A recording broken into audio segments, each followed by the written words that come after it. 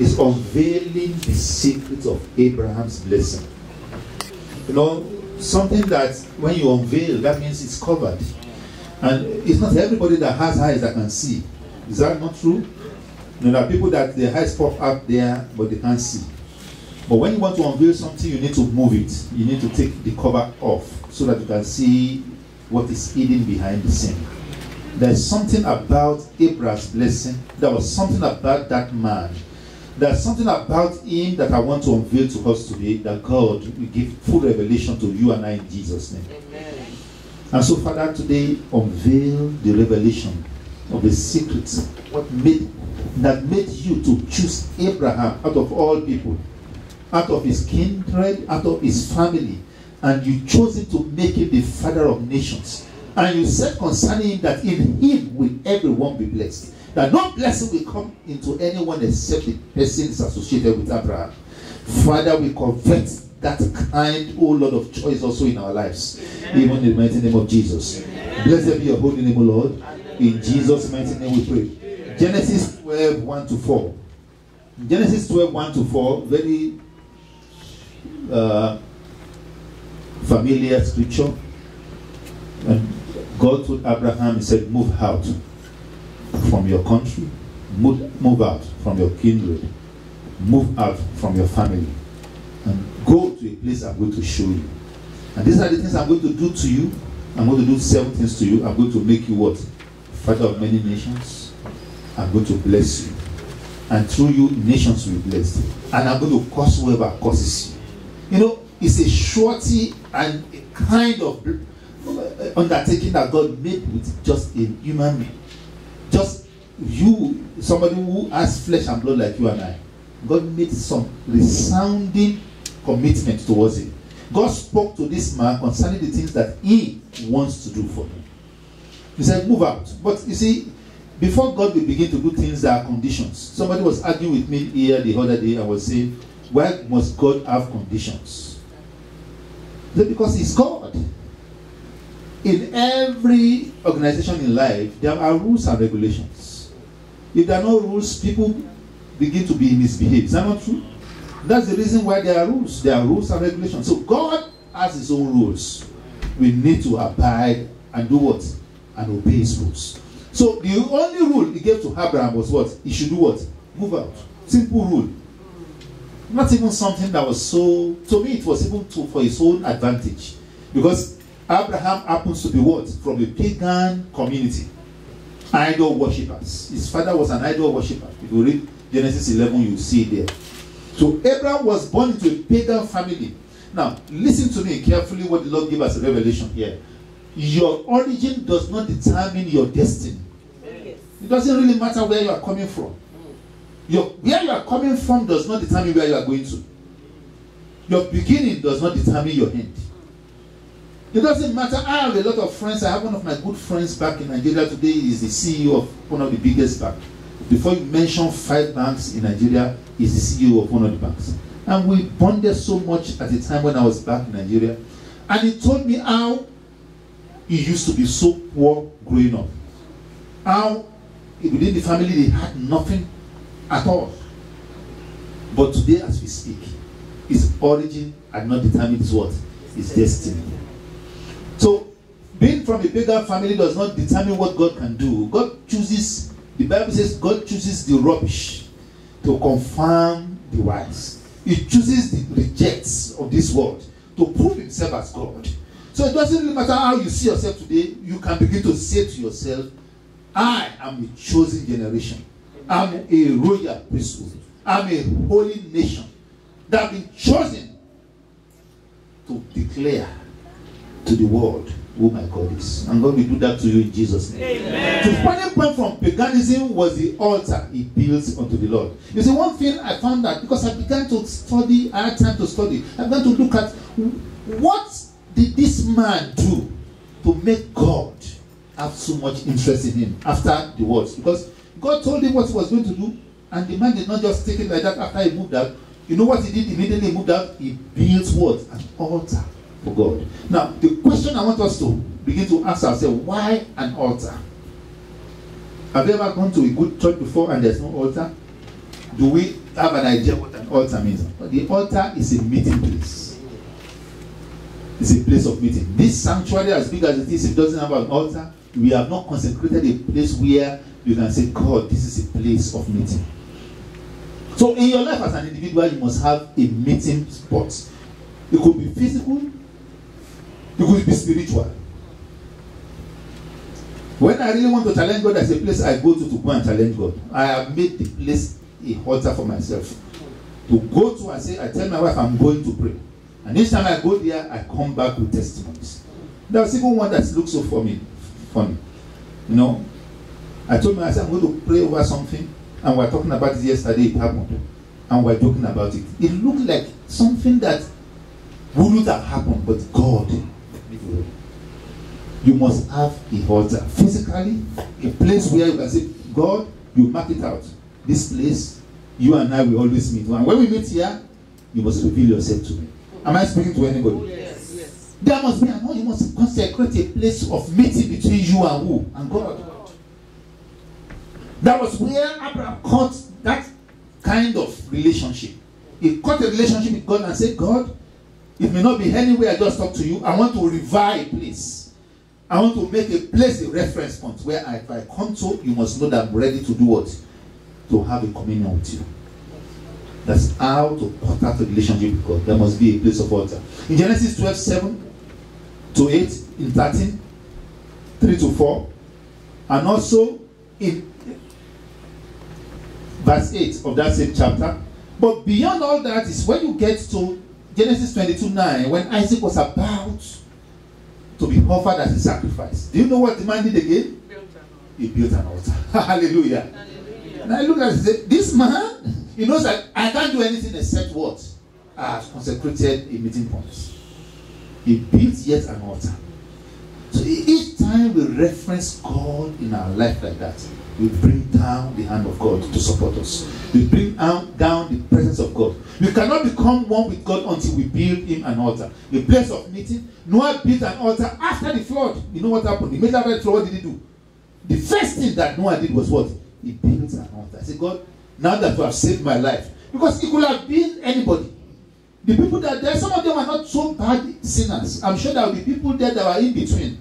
You know, the dangerous part of life is to be in between. I tell people all the time, declare which camp you belong to. Don't stand, don't put one leg in and one leg out. To say, if they dance masquerade here, I join these people. If they sing praise the Lord here, I will sing praise the Lord with them. I say, anyone they want to do, I'm ready to do. Don't do that. If you want to do the masquerade, join the masquerade. If you want to do for Jesus, do what? Join Jesus. Don't put your leg at both ends. So when Noah was able to succeed, to be able to be alive after the flood, what did he do? He built an altar. If you want to meet business with God, just make sure you have a consecration unto him. That God, this is a place of meeting. Each time you go into that place, God will be waiting for you. Am I speaking to anybody this year? Each time you go into that place, God, and it's a place you don't do wrong. Don't make you clean the place. It's not that place is not God. Be careful. Because before you know it, now somebody will be, before you go to the place, you go and bow down and do sign up. Amen. Don't make that mistake. Don't create a place and then anytime you want to enter the place, you bow down and do sign up. No. It's just a place consecrated only for you and God. It could be just a seat. Do you know just a seat where you sit can be an altar? That you create and then you have sanctified and say, God, here you and I will meet all the time. And when you sit down there, God will be speaking to you. Hallelujah. Am I speaking to somebody today? Yes. And so the Lord will do for you in Jesus' name. Yes. Moses also built an altar. In Exodus 17 verse 5, there was an altar he considered unto God. Because he knew that without that, there will not be a meeting. And the Lord will give us grace to understand that further in Jesus' name. Amen. Now, I'm still going to come back to the text. I just use that as an opening. I just want to tell you why this man was chosen. Another thing about Abraham was a man that was attentive to listen to God. Most of the time we pray, but we listen. Am I speaking to somebody? You pray, but you listen. At times your prayers are amiss. What you're asking for is not what God wants to do. So if you are listening, he might be giving you a direction as to something else. You might be asking for a car. God may be telling you to be asking for something else. You know, the testimony about the car we just got was, I didn't really feel too impressed to buy a car, or was looking forward to buying a car. I was coming to church that day, and something just motivated me to drive into Honda. And I didn't talk to anybody. I just walked over, and I saw a car. I said, I love this Acura. And I looked at the price. I said, it's so much money. I went back to my car. I drove away. Then I was coming to church the following day. Something motivated me to go straight again to the same place. And as I went there, the lady said, oh, I saw you looking at this Acura, but you are a tall man. Don't you think this Land Rover is better? I said, Land Rover, you want to kill me? I didn't even want to ask about the price, because behind my mind it's not an area to go to. But by the time I look at the price, he said, there's a secret about the car. It's only one owner. Can I open it? I said, let's open it. When they opened the car, it's as new, as if nobody has driven it. When they opened the engine, I was amazed. I said, you know what? I want it now. God will open a door like that for your life in the name of Jesus. So Abraham was attentive. Just listen. You might be going straight and God said, go back. But if you are a listener, then you can hear God. He did not only listen, he learns to understand. Another problem we have is, it's not everything we hear that we understand. God might be saying certain things to you, but you don't really understand what the message is. It's not sufficient for you to have heard God. You need to ask God for the interpretation or understanding of what's speaking to you. Because sincerely, Abraham had God, but he didn't understand that firstly. Why? He took a long lot with him.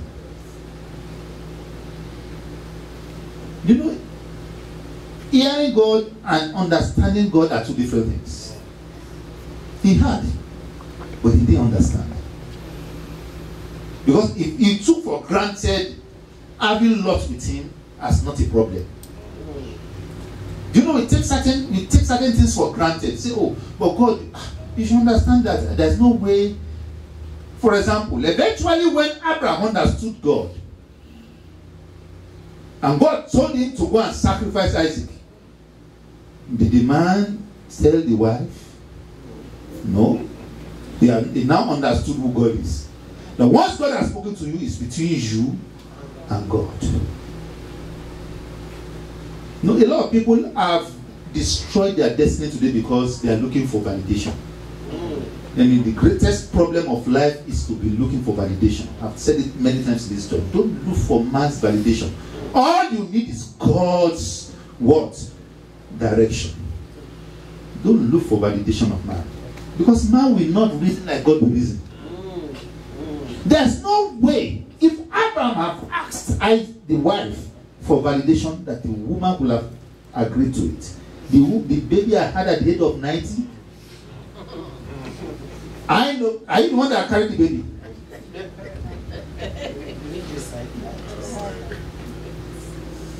But the man understood God. That's the point at which you can know you have a relation. You must understand God. Do you really understand God? Because at times our decisions are based on human knowledge. But when you understand God, God will be asking you to do something that no man has ever done before. Abraham left all. After we have heard God's voice, we must obey his command. You know, another problem we hear and then we say we procrastinate. Okay, I'll do it next week. No. Everything about God is more like what? Urgent. It's like yesterday. When God sends you a message on another, don't say, oh, God, I will try and do it tomorrow. Do it now.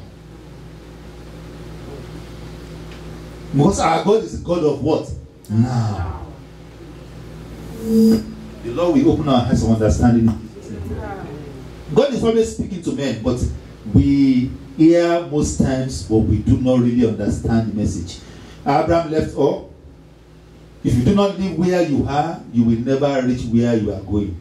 You know, if you don't live where you are, you never get to where you are going. This is what people do. I want to go across the road. You say, when I go, I'm going to go across the road, and they still the same place where they are. If you want to go across the road, what do? You move. The problem between achievers and dreamers. Achievers dream. The dreamers dream, rather. Achievers do what? Act. Dreamers have wonderful dreams. If I put 20 plus 30, it will be 90.